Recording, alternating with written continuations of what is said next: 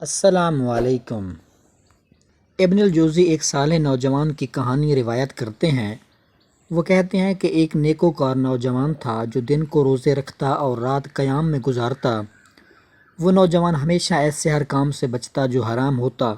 وہ جانتا تھا کہ اس کے ارد گرد موجود لوگ بہت بدکار ہیں، بد اتوار ہیں، چنانچہ وہ لوگوں کے ہجوم میں بیٹھنے سے ہمیشہ گریز کرتا۔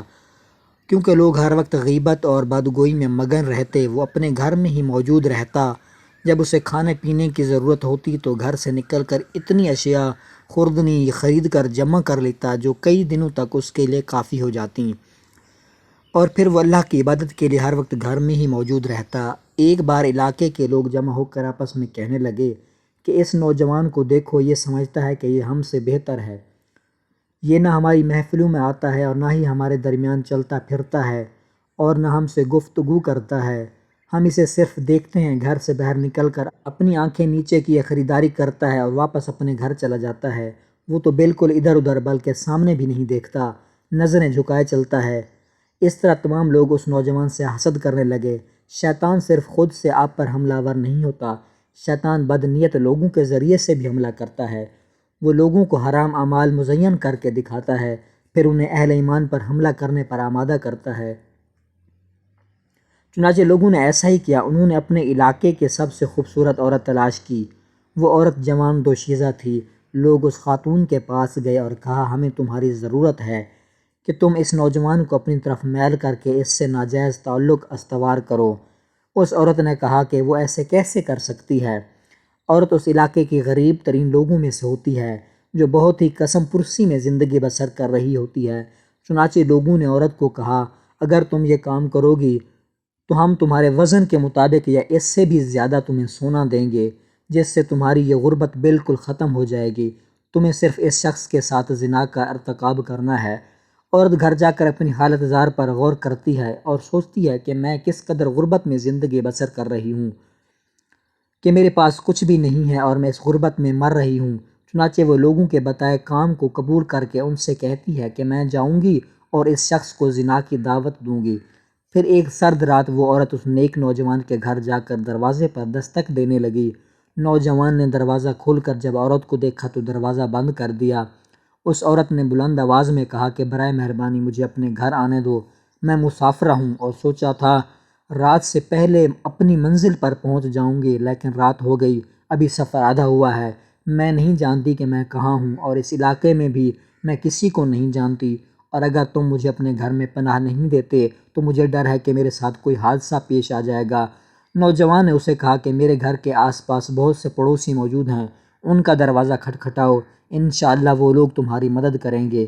وہ عورت جا کر پھر کچھ دیر بعد دوبارہ نوجوان کے گھر کا دروازہ بجا کر کہنے لگی، میں نے بہت سے گھروں کا دروازہ بجایا ہے لیکن کسی نے نہیں کھولا، باہر بہت سردی ہے اور اگر تم نے مجھے پناہ نہ دی تو ڈر ہے کہ مجھے موت نہ آ لے۔ اس نوجوان نے کہا، پھر کسی پہاڑی کے دامن میں چلی جاؤ، وہاں اور بہت سے گھر ہیں اور انشاءاللہ وہ لوگ تمہیں ضرور اپنے ساتھ جگہ دیں گے۔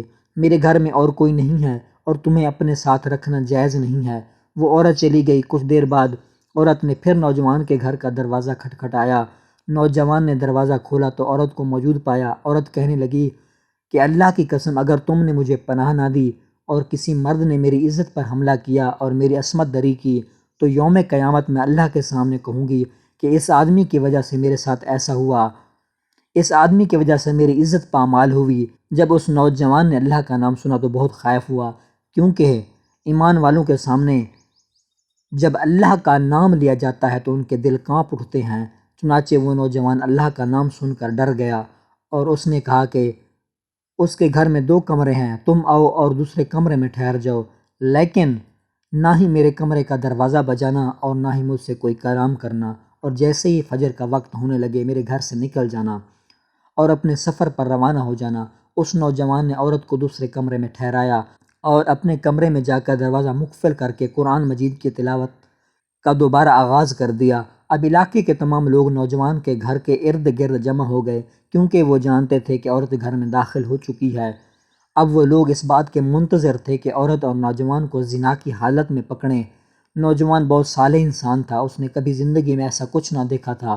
وہ نوجوان تلاوت کلام الہی میں مگن تھا جبکہ عورت نوجوان سے زنا کرنے کے لیے بالکل تیار تھی اور علاقے کے لوگ گھر سے باہر دونوں کو حالت زنا میں پکڑنے کے منتظر کھڑے تھے۔ نوجوان جو تلاوت قرآن میں مگن تھا، اچانک عورت نے چیخنا چلانا شروع کر دیا اور مسلسل چیختی رہی۔ وہ نوجوان اپنے کمرے سے نکل کر ہاتھ میں لالٹین پکڑے دوسرے کمرے میں داخل ہوا جہاں عورت موجود تھی۔ نوجوان نے عورت کو فرش پر برہنہ حالت میں اپنی طرف بلاتے ہوئے دیکھا۔ نوجوان اب وہ چیز دیکھ رہا تھا جو اس نے کبھی زندگی میں نہ دیکھی تھی، کیونکہ اس نے اپنی نظریں ہمیشہ نیچی رکھی تھیں۔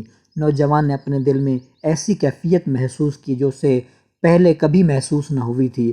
اس کا ذہن اسے ایسی چیزیں بتانے لگا جو پہلے کبھی سوچی نہ تھیں۔ اب اس کے سامنے علاقے کی سب سے حسین ترین عورت زنا کی طرف بلاتے ہوئے موجود تھی۔ وہ کیا کرتا؟ ایک انسان ایسی صورتحال میں کیا کرے گا جس کا اس نے کبھی سامنا نہ کیا ہو؟ گھر سے باہر موجود لوگوں نے جب عورت کی پہلی چیخ سنی تو جان گئے اب بہت جلد ہم ان دونوں کو زنا کرتے ہوئے پکڑ لیں گے۔ وہ دروازہ کے قریب ہوتے گئے، اچانک ہی عورت نے بلا توقف چلانا شروع کر دیا۔ عورت کی چیخیں سن کر لوگ گھر کا دروازہ توڑ کر اندر داخل ہوئے تو انہوں نے دیکھا کہ عورت کمرے کے ایک کونے میں فرش پر اور نوجوان کمرے کے دوسرے کونے میں فرش پر موجود ہیں، اور عورت مسلسل چیختی جا رہی تھی جبکہ نوجوان کونے میں بیٹھا رو رہا تھا اور اس کا ہاتھ لالٹین میں جلتی ہوئی آگ پر تھا۔ عورت مسلسل چلا رہی تھی جبکہ نوجوان مسلسل رو رہا تھا۔ عورت نے کہا، اللہ کے واسطے مجھے لے چلو، واللہ اس نوجوان کا ایمان مجھے مار رہا ہے۔ میں نے جو دیکھا ہے اس نے میرے قلب و ذہن پر کیفیت طاری کر دی ہے، وہ بیان سے باہر ہے۔ اس نوجوان کا ایمان مجھے مار ڈالے گا، خدا را مجھے باہر لے چلو۔ چنانچہ لوگ عورت کو گھر سے باہر لے گئے۔ نوجوان کمرے کے کونے میں بیٹھا مسلسل رو رہا تھا، کیونکہ جب جب اس کا قدم عورت کی جانب اٹھتا وہ آگ پر اپنا ہاتھ رکھ دیتا اور پھر کہتا کہ یاد رکھ کہ جہنم کی آگ دنیا کی آگ سے 70 گنا زیادہ گرم ہے۔ پھر وہ فرش پر گر پڑتا، پھر اٹھتا، پھر جب اس کے قدم عورت کی جانب اٹھتے وہ اپنا ہاتھ آگ پر رکھ دیتا اور کہتا کہ جہنم کی آگ دنیا کی آگ سے زیادہ بے رحم ہے۔ وہ ایسے ہی کرتا رہا یہاں تک کہ اس کا ہاتھ جلتا رہا۔ عورت نے چلانا شروع کیا، پھر لوگ اسے باہر لے گئے۔ پھر اس نوجوان نے اللہ کی طرف رجوع کیا اور دعا کی کہ یا اللہ مجھے میرے گناہ پر معاف فرما دے جس کا میں نے ارتکاب کیا۔ نوجوان نے کس گناہ کا ارتکاب کیا؟ وہ زنا سے دور رہا، علاقے کی سب سے حسین عورت سے دور رہا۔ کون سا گناہ کیا؟ نوجوان نے کہا، یا اللہ میں نے اس عورت کی جانب جو بھی قدم اٹھائے وہ مجھے معاف فرما دے۔ اس نوجوان کا ایمان دیکھیں، صالحین کا ایمان دیکھیے، کوئی چیز بھی انہیں فتنہ میں مبتلا نہیں کر سکتی اور نہ اللہ سے دور کر سکتی ہے۔